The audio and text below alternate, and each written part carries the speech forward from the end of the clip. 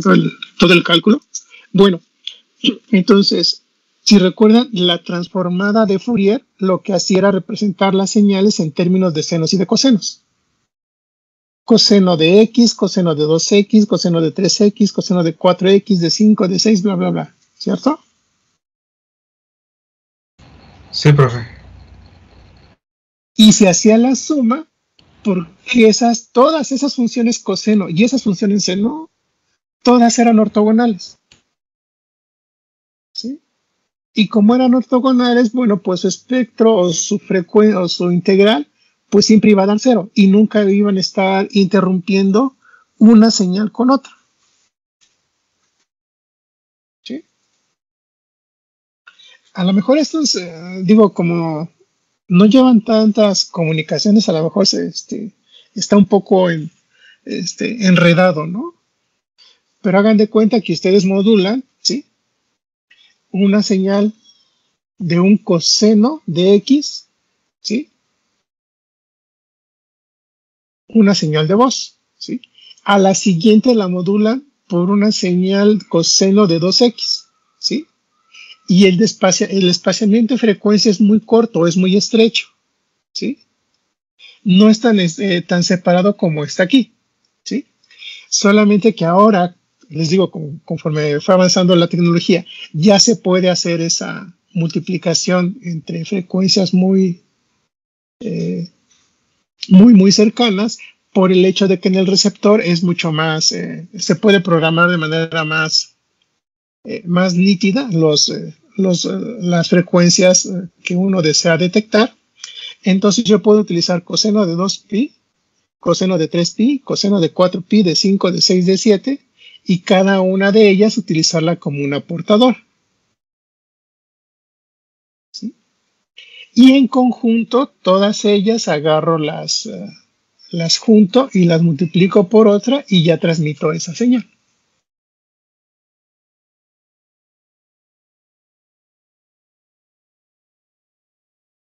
¿Qué es lo que pasa? Bueno, lo que pasa es que estoy haciendo una eficiencia del ancho de banda mucho más adecuado, ¿sí? O incluso, si lo quieren ver para una empresa, bueno, pues que realmente la empresa pues, puede cobrar más por cada uno de los anchos de banda, ¿sí? Esto ya pasó, digo, a lo mejor en ese momento no me están entendiendo muy bien, pero por ejemplo, el 4, vamos a ver a una televisión digital, vamos a ver esa parte. El canal 4, por ejemplo, ¿sí? Antes en la televisión analógica era el canal 4, ¿cierto? Y tenía todo su ancho de banda. ¿Sale? Ahora, con esa transmisión de OFDM, ¿sí? Ahora tengo 4.1, 4.2, 4.3, 4.5, 4.6, no sé de cuánto sea el ancho de banda, ¿no? Pero puedo tener 5 canales en el que antes solamente tenía un solo canal analógico.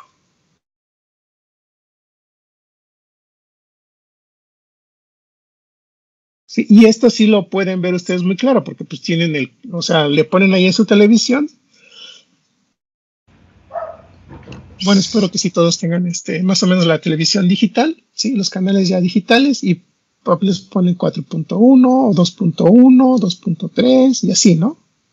Sí. Eso quiere decir que ese sistema que está ahí está utilizando el sistema OFDM, multicanalización por división en frecuencia ortogonal. Un canal no se mezcla con otro, ¿sí? Pero sí tiene sus desventajas. Que si hay ruido, que si hay nubes, que si hay viento, pues empieza a haber mucho ruido en la pantalla, ¿sí? Eso es lo que llega a pasar, ¿sí? Ese es digamos, el problema con el sistema digital, ¿sí?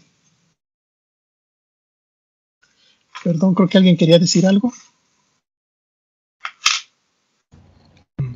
No, nada más que sí lo había notado, que inclusive hasta algunos canales, como por ejemplo el 7, antes se anunciaba como Azteca 7 y como ya cambió de, pues, como usted dice, de frecuencia, pues ya nada más es TV Azteca.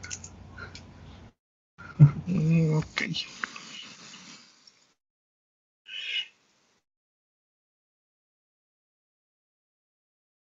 Sí, para todos que en esta plan. Otro punto donde ustedes lo pueden ver es ya en sus dispositivos de Wi-Fi inalámbricos, ¿sí? Antes solamente tenían una antena, ¿sí? Ahora pueden tener dos, cuatro, ¿sí? No sé si ya lo han llegado a ver o a notar. Sí, profe. Sí, que tienen dos bandas, ¿no? Así es, tienen dos portadoras o cuatro, ¿sí? Dependiendo de cuántas antenas tenga, bueno, pues realmente son las portadoras que tienen, ¿no?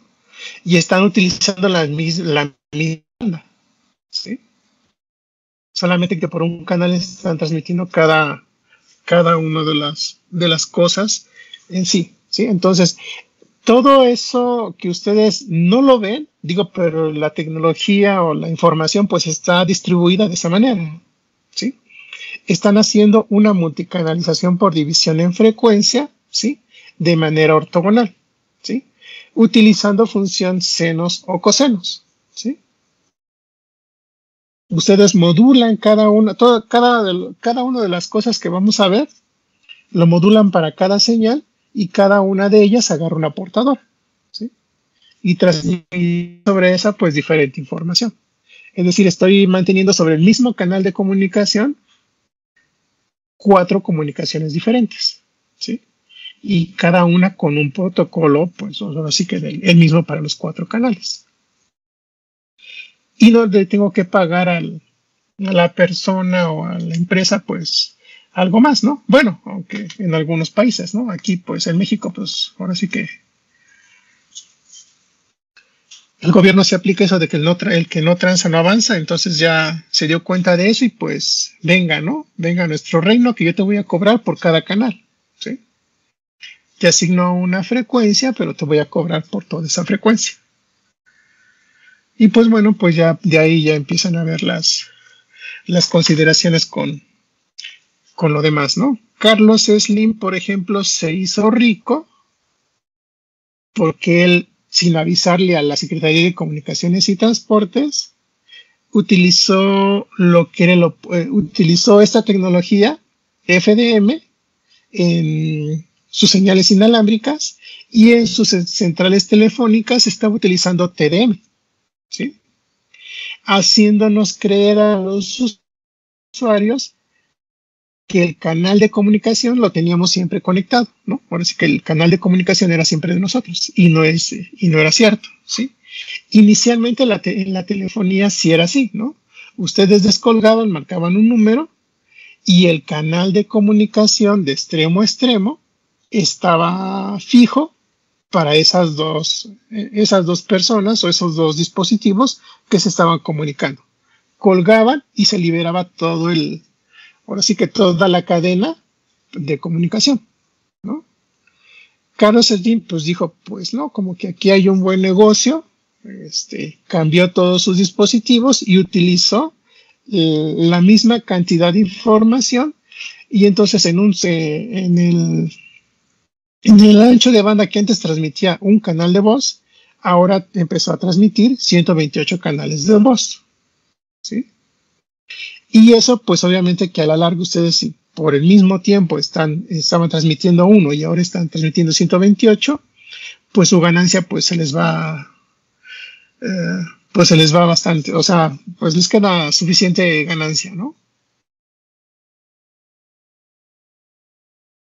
Y de esa manera, pues pudo hacer su fortuna, ¿no? Y durante muchos años, hasta que se le acabó el monopolio, ¿no? Que llegó que el gobierno de México le quiso conceder, ¿no? Porque a fin de cuentas, pues eran leyes y siempre las leyes, pues ahí con la gente que estaba a cargo, pues se podía jugar con eso, ¿no?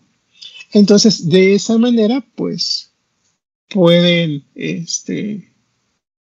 él, pues hacerse o sacar, tanto dinero, ¿no? Igual pasó con la telefonía celular, ¿no? Igual fue un monopolio, que que digan que no es la misma que no es lo mismo, pero pues no sé, que pertenece al mismo grupo, que es lo mismo, ¿no? Pero bueno, no sé si queda claro esta parte.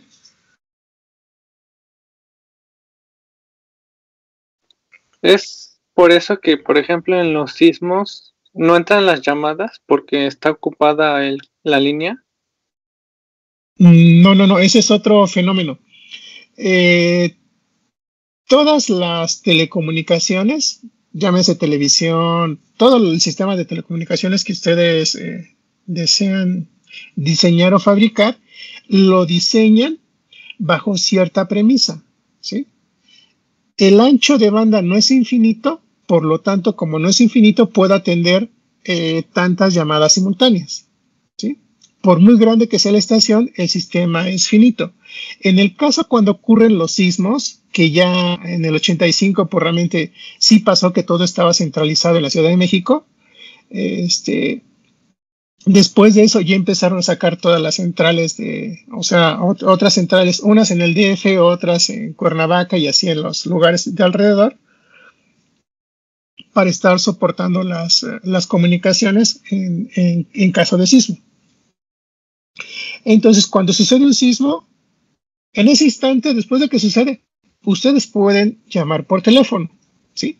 Después de una hora, ¿sí? Bueno, después de una hora, después de unos minutos, todos quieren hacer lo mismo.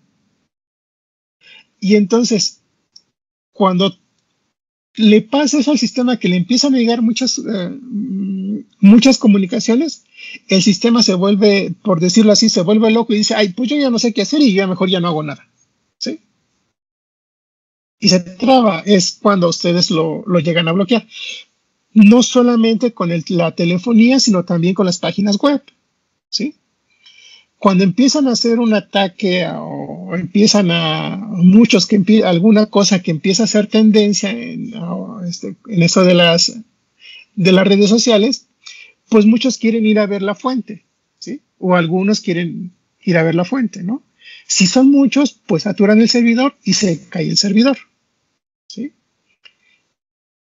Entonces, lo que llega a pasar es que realmente satura. No es que el sistema esté o que las comunicaciones estén, el enlace esté caído, ni nada, sino que realmente saturaron la información de llamadas o de peticiones y el sistema se bloquea, ¿sí?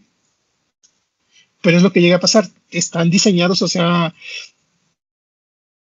los modelos probabilísticos de cuánto es en situaciones normales, cuánto es lo que puede diseñar o que puede aceptar una central telefónica, ¿sí? Cuántas llamadas simultáneas puede aceptar. Si les llega más de eso, pues ya, les digo, saturan y ya el sistema se bloquea. No sé si contesté la pregunta o la amplié más. Sí, creo que sí, mejor. O sea, en conclusión, lo que pasa es que se satura la red, ¿no? Como dicen luego. Sí, se satura la red y ya no, o sea, y lo mismo pasa con una página web, ¿sí? Que si se cayó el servidor de Face, que sí que se cayó WhatsApp o algo así, bueno, ahí lo que pasa es que son ataques directos a esas páginas, ¿no? Y lo que hacen es atacar el servidor pidiéndole muchas peticiones, ¿sí?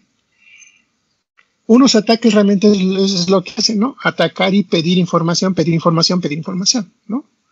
Si alguien sabe cómo se roban el Wi-Fi del vecino o algo así, si es que saben qué es lo que está detrás, pues lo que hace es estar haciendo ataques, ¿sí? Envía una petición y obtiene información y entonces ya después nada más se pone a escuchar, ¿no? A ver cómo va la información y después de cierto tiempo empieza a analizarlos, empieza a separar y dice, pues el password es este, ¿no? ¿Pero por qué? Porque se está comunicando con esa red, ya le está diciendo, bueno, pues yo soy tal y tú quién eres, ¿no? Dice, pues ya se queda callado, ¿no? Ya después nada más se pone a escuchar esa red, todos los formatos que va y descifra la información, ¿sí? O la otra es tirar definitivamente la red inalámbrica, estarle haciendo peticiones, que realmente que se caiga Y cuando lo reinician, pues automáticamente ahí les envía el password, ¿no? Porque realmente es lo que transmite entre cada uno de los dispositivos. Bueno, más o menos así es como se hace, ¿eh? Ya si lo quieren hacer, pues ya es decisión de ustedes. ¿Preguntas?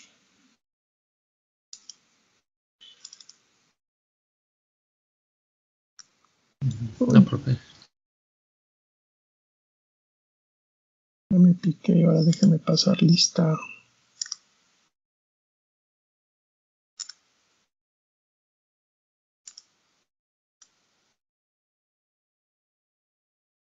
Ok, bueno, pues más o menos eso es lo que es FDM y TDM, ¿no? Por si no lo vieron, pues ya más o menos una embarradita de qué es lo que hay y cuáles son los sistemas que existen en el mercado de manera cotidiana, ¿no?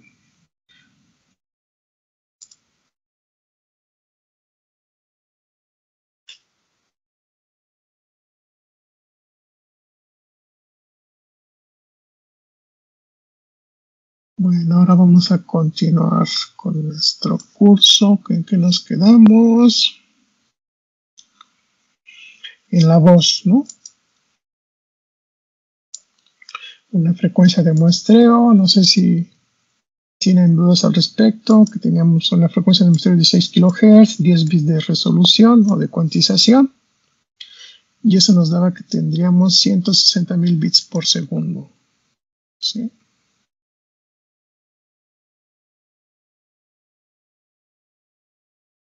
Y ya de ahí, pues, por ejemplo, una de 44.1 kHz con una frecuencia de 10 bits, con una cuantización de 10 bits, perdón.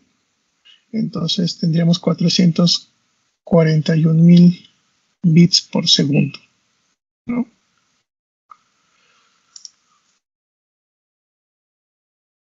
Pasemos ahora a una imagen, ¿sí? Que hay una imagen en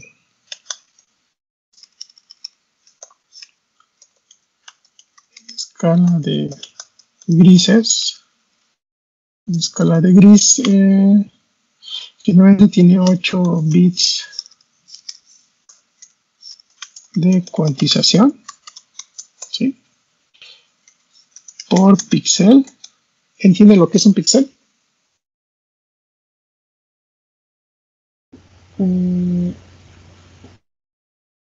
Como la medida de las imágenes. Es como la unidad mínima, ¿no? De la imagen. Así es, la unidad mínima de una imagen, ¿no? Generalmente tantos píxeles verticales, tantos píxeles horizontales, ¿sí? 800 por 600, ¿no? Más o menos, por ejemplo, ¿no? Entonces el píxel pues es el X y J para cada uno de ellos, ¿no? Entonces el 1,1, bueno, pues es el que va a estar acá, ¿no? El n,n es el que va a estar hasta acá, ¿no? Dependiendo del tamaño hasta la esquina inferior, ¿no? Entonces eso le llama píxel y cada uno de esos píxeles en escala de grises tiene 8 bits, ¿sí? Entonces vamos a poner una imagen de 250 por 100 píxeles, ¿sí?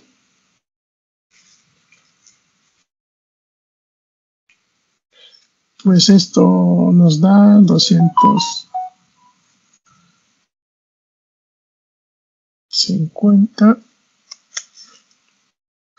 Esto nos da que tendríamos 25.000 píxeles, ¿cierto? Sí. Sí. Ahora, de estos 25.000 píxeles,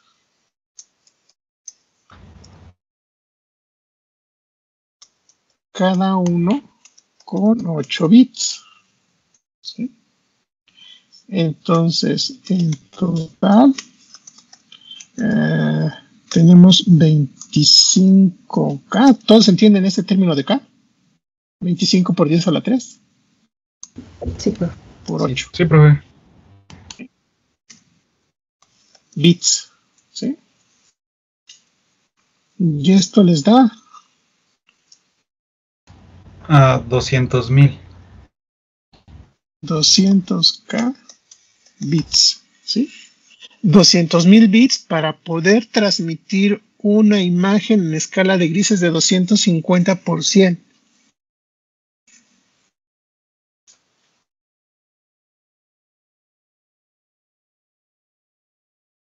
Y es una imagen pequeñita, ¿eh? No está tan grande la...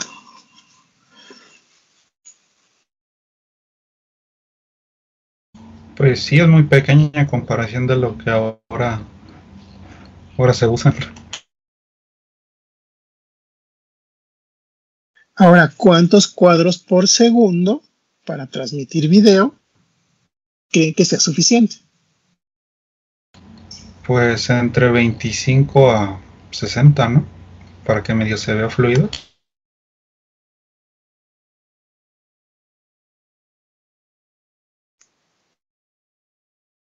25 cuadros por minuto, pues es suficiente. No hay tanto problema, ¿no? Una óptima, 30 cuadros por segundo, perdón, ya hasta me estoy equivocando.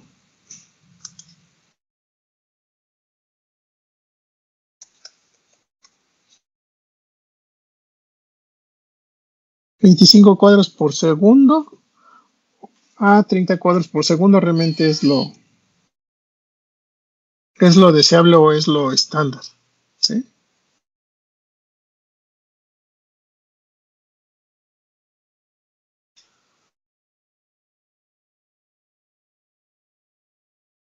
$25 son las antiguas televisiones, ¿no? 30 cuadros por segundo, pues realmente son las nuevas, ¿no? Una cosa es los cuadros por segundo y otra cosa es la frecuencia con el que el sistema está haciendo ¿cómo se llama? El barrido, ¿sí? Antes generalmente las televisiones tenían una frecuencia de barrido de 60 Hz.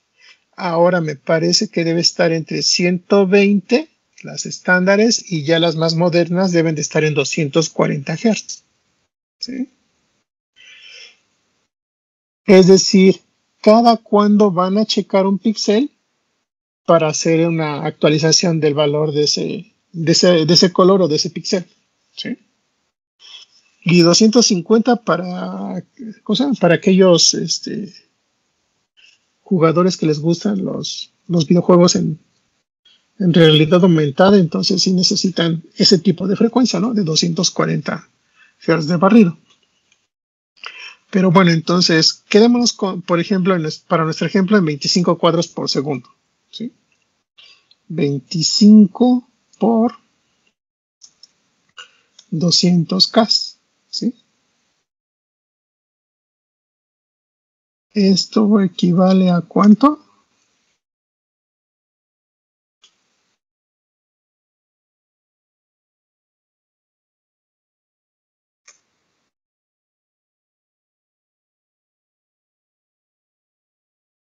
¿Cuánto les da?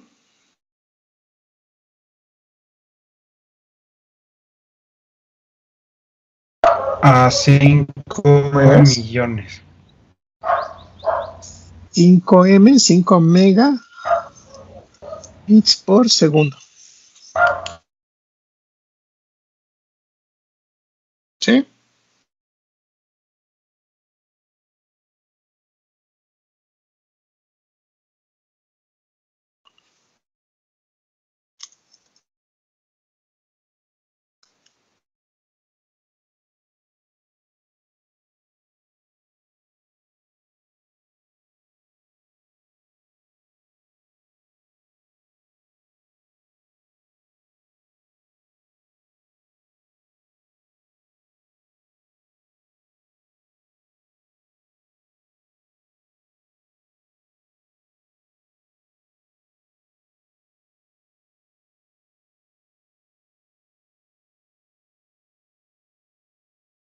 ¿Sale?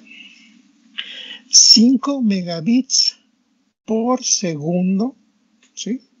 O 5 millones de bits por segundo para poder transmitir ese cuadro, ¿sí? Ahora, en el formato de televisión, ¿sí? Que se maneja generalmente el formato RGB, que es el canal rojo, el canal azul y el canal verde, ¿sí?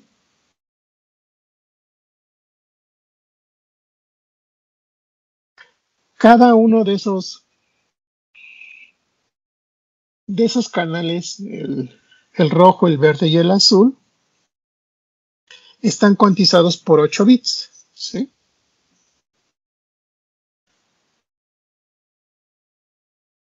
Y pues bueno, entonces estos 5 megabits por segundo por cada canal, y yo tengo que transmitir 3 canales, ¿sí? O 3 colores diferentes, por así decirlo, ¿sí? Entonces yo necesito, para poder transmitir imagen a color, ¿sí? 15 megabits por segundo para poder transmitir una imagen de 250 por 100 megapíxeles.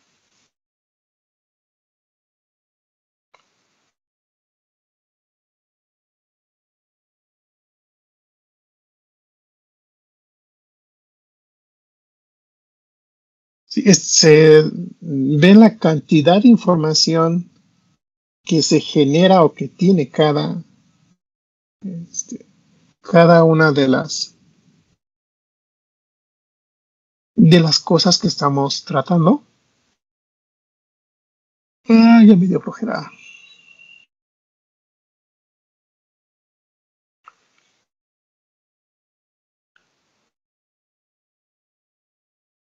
Ya vimos voz, que unos 160.000 bits por segundo.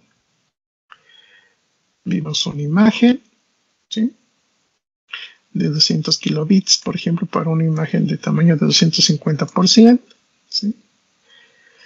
Ya si vimos video de tener 25 cuadros por segundo a 30 cuadros por segundo, bueno, pues es lo que nos da con 25, ¿no? 5 megabits por segundo para una imagen en escala de grises o de nivel de gris, ¿sí? Si la queremos a color, bueno, pues entonces esta cantidad por 3, ¿sí? Y entonces es lo que hace nuestra fuente de información, ¿sí? Es lo que nos está generando, ¿sí? Y es lo que tenemos que transmitir, ¿sale?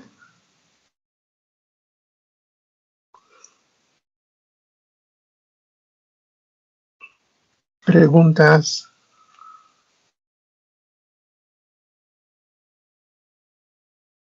No, profe, todo bien por ahora.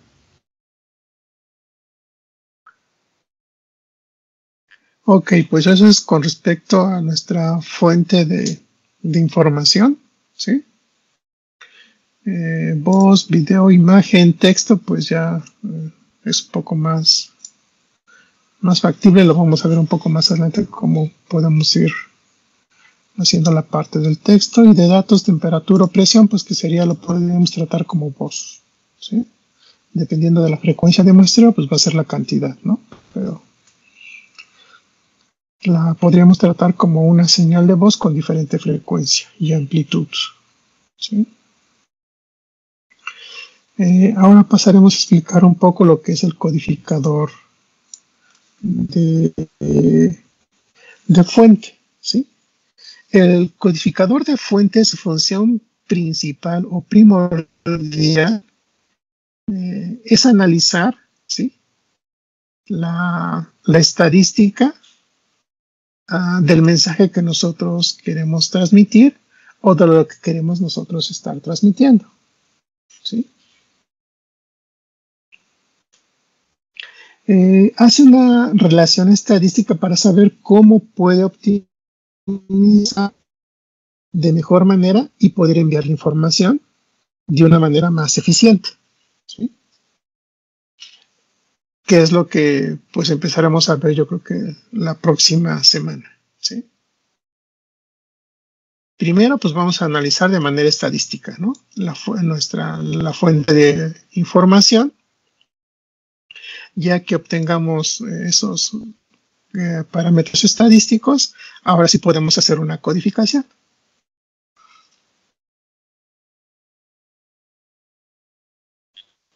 O veremos las formas, ¿sí?, en cómo podemos transmitir esa información, ¿no? Después viene lo que es el codificador de canal, ¿sí? Este codificador de canal, a esta información, por ejemplo,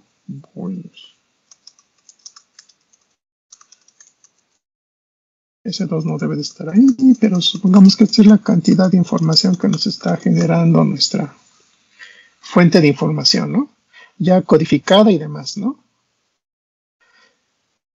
Y nuestro codificador de canal va a empezar a agarrar bloques. Por ejemplo, va a agarrar bloques de 4, ¿sí? Y le va a agregar algunos valores, ¿sí?, para poder agregar la redundancia, ¿no?, a cada uno digamos, por ejemplo, puedo agregar un solo bit, ¿sí?, que me va a indicar la paridad, ¿sí? Y entonces agarro los primeros 4, después agarro los segundos 4 y pues me dio lo mismo. Y entonces agrego un 0, ¿sí? Este 0, ¿sí?, es el que los va a agregar el codificador de canal. Esta es la codificación de ASCII o de Hotman, ¿sí?, la codificación que veamos, ¿sí? Y el codificador de canal le va a agregar cierta redundancia, ¿sí? A este bit que estoy agregando se le va a llamar redundancia. Esta es la información, ¿sí?, que estoy transmitiendo, que la estoy dividiendo, toda esta información la empiezo a dividir en bloques, ¿sí? Y ya estos bits pues son modulados por QM, por por FSK, por algún esquema de modulación digital que ustedes vieron, entre el modulador y el demodulador, ¿sí? Y el decodificador de canal checa, ¿sí?,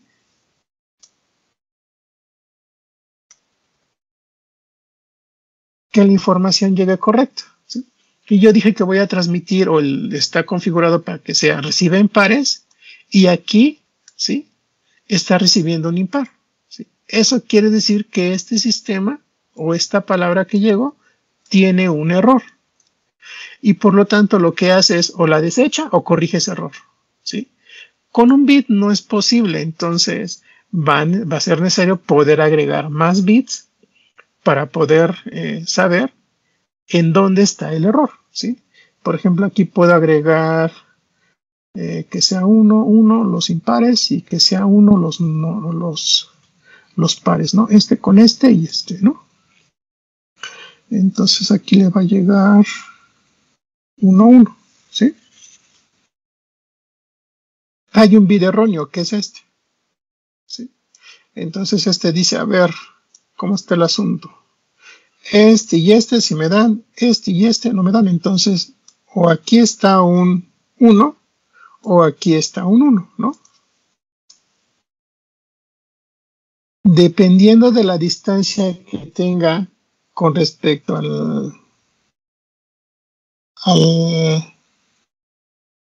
a palabras anteriores y posteriores, el decodificador puede calcular la distancia mínima y decir, ah, no, pues la palabra correcta es esta, ¿sí? Y no es esta, ¿sí? Digo, eso ya es de la parte final del curso, ¿no? Pero eso es lo que van a hacer el codificador de canal y el decodificador de canal. El codificador de canal agrega información, ¿sí?, a nuestra información que ya nos entregó el codificador de fuente, ¿sí?, con el fin de hacerla robusta, ¿sí?, en la parte de detectar y corregir los errores que nos pueda colocar el medio, ¿sí?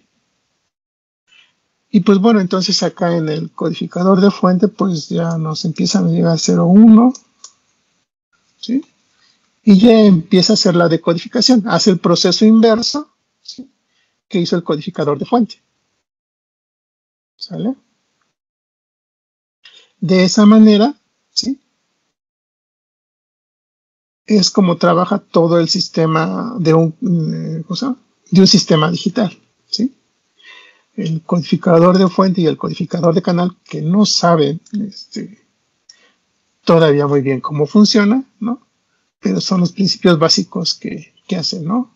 Analizar estadísticamente la información, agregar redundancia o bits para hacer la transmisión más robusta a nuestro canal ruidoso, ¿sí? ¿Preguntas?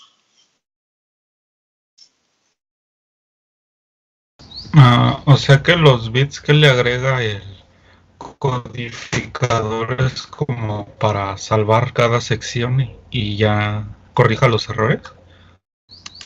Así es.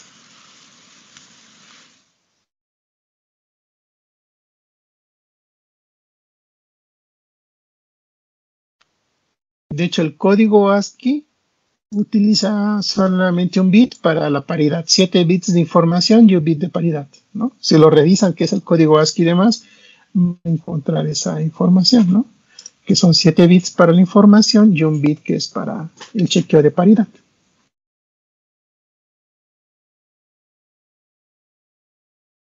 ¿El ASCII no es el que ocupa el teclado para los caracteres? Sí.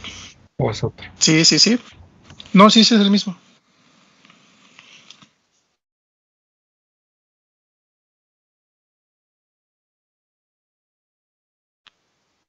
Es exactamente el mismo.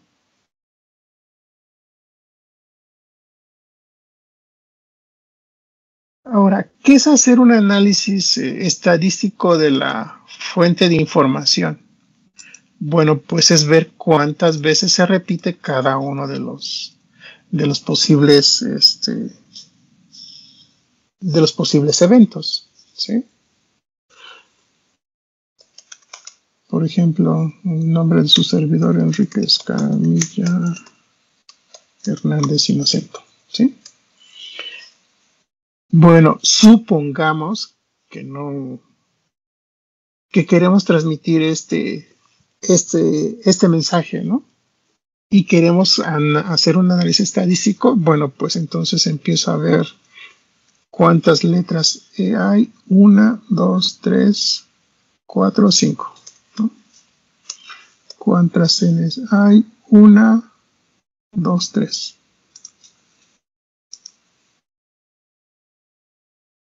¿Cuántas R's? 1, 2.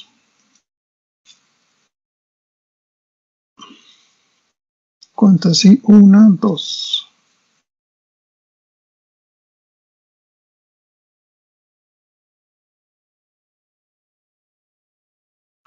¿Cuántas Q? Solamente hay una. ¿Cuántas U? Solamente hay una.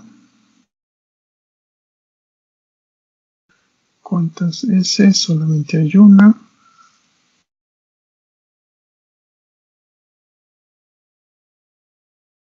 C. No hay una. A hay 1, 2, 3. M solamente hay una. Y L vamos a poner que hay 2. H solamente hay una.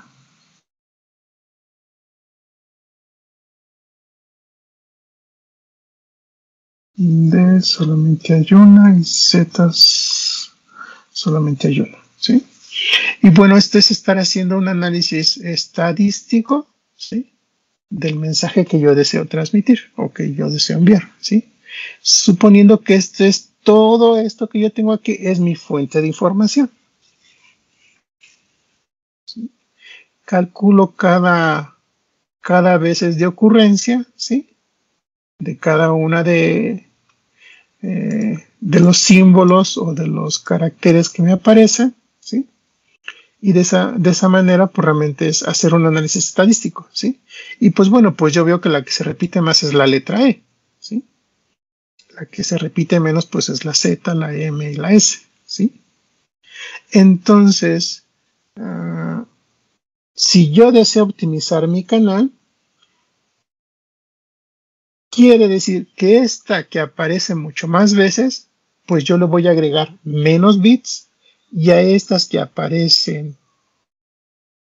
menos veces le voy a agregar más bits de información, con la intención de optimizar el canal de comunicación o el canal en sí, ¿sí? Eso es lo que se refiere a hacer un análisis estadístico, ¿no? Y ya de aquí ya después, bueno, pues cuántas veces ocurre la probabilidad de que ocurra la E, la N, la R y demás, ¿no? ¿Cuál es la probabilidad de cada uno de estos eventos, ¿no? Todo eso pues realmente es lo que abarca ya la unidad 2, ¿sale? Pero a eso me refiero cuando aquí, ¿sí? Les digo que este codificador de fuente analizará de manera estadística la fuente de información. Llámese por fuente de información voz, video, imagen, texto o datos, ¿sí?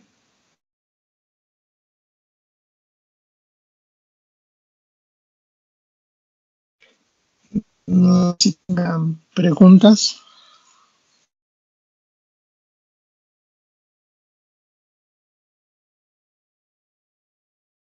No, profe. No, profe, por el momento no.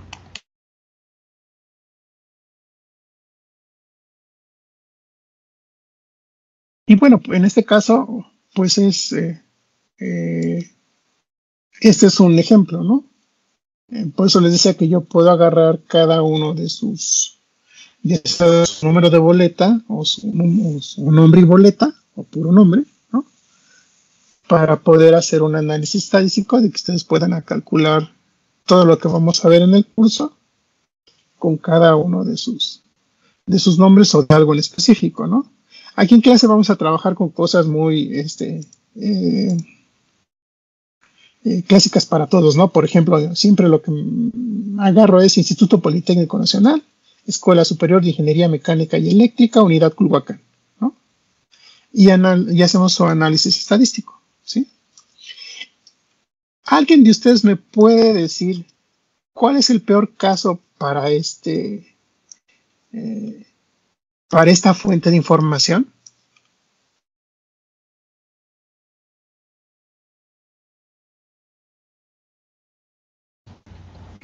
Porque bueno, en este caso que haya palabras que tengan mismo número de letras.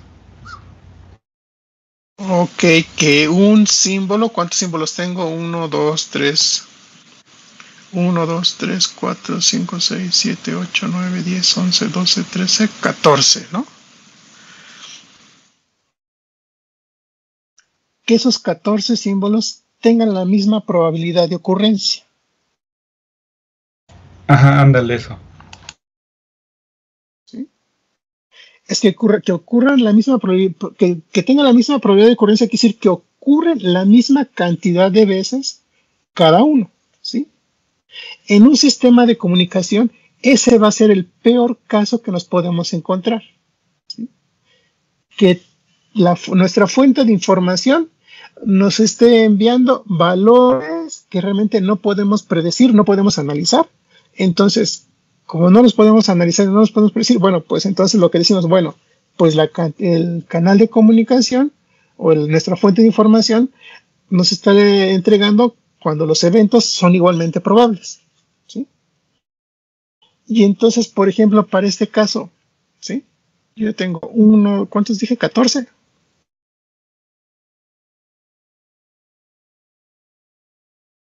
Sí, eran 14. 14, ¿sí? Ok, tengo 14 eventos, ¿sí? De la fuente de información, ¿sale? ¿Por qué me digo 14 y pongo 15? A ver. Entonces, si yo quiero decir que tienen la misma probabilidad de ocurrencia, quiere decir que entonces yo necesito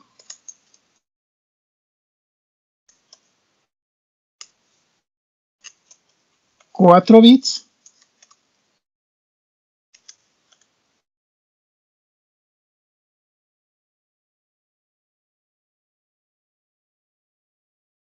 cada uno de los eventos. ¿Sí? ¿Por qué 4 bits? Porque con 3 bits solamente tengo 8 posibles combinaciones.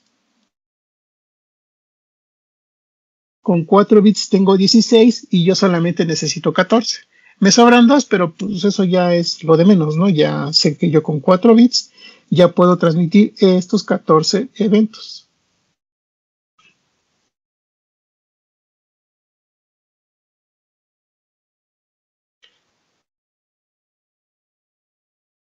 Y entonces con este tipo de cuestiones vamos a empezar a ir trabajando. ¿Sí? Digo, veremos después de esto que al hacer el análisis estadístico qué es lo que pasa, analizaremos de dónde nos salen estos 4 bits, por si es que no les ha que algunos todavía lo tienen por ahí dudoso. Bueno, pues es un número, ¿sí? 2 a la n, porque estamos en el sistema binario, ceros y unos, sea menor o igual al número de eventos de nuestra fuente de información, ¿sí? Les digo, 2 a la 3 pues nos da 8, 2 a la 4 nos da 16 y pues ya fue mayor a nuestros 14, entonces pues me quedo con esos, ¿no?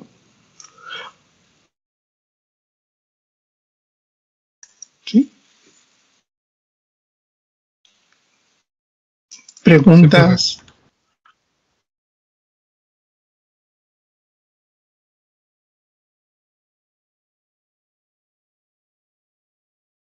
No, profe.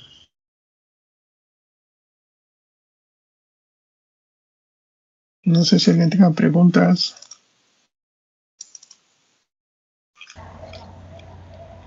Por el momento creo que no, profe. Ok. Pues que ya terminamos la unidad 1. Si no tienen preguntas, ya terminamos la unidad 1. Ahora sí que son conceptos más o menos de qué es lo que vamos a ir viendo.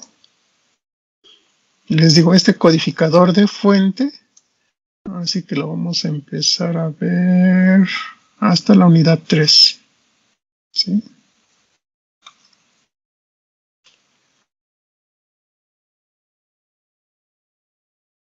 Digo, la unidad 2 son, ahora sí que son conceptos de información, que llegar a manejar el mismo lenguaje para este tipo de estadísticas, como lo vamos a estar llamando, ¿no? Que es la parte de retomar lo que ustedes vieron en no sé qué curso se llama el que toman, pero donde vieron probabilidad y estadística, ¿no? Ahora sí que de ahí es donde voy a tomar ciertas cosas y ya las vamos a estar aplicando a nuestra fuente de información. ¿Sí? Ahora sí que vamos a empezar a repasar esos temas que llegaron a ver. ¿Sí? Si quieren pueden ir revisando qué es la incertidumbre en un experimento, ¿no? Por favor. Y yo creo que por hoy ya le dejamos que tengo que subir una calificación de LTS. Digo, salvo que tengan alguna duda.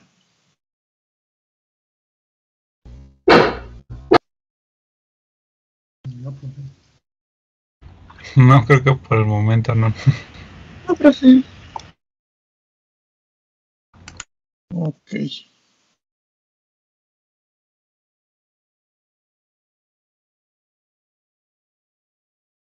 Pues bueno, pues entonces nos vemos el día, les digo, miércoles para empezar a ver la unidad 2. Y a ver hasta dónde llegamos el viernes.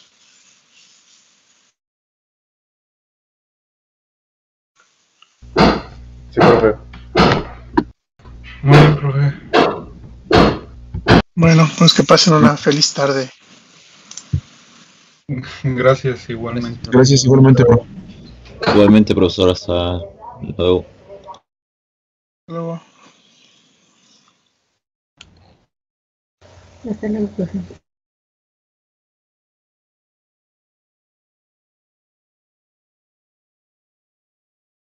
luego.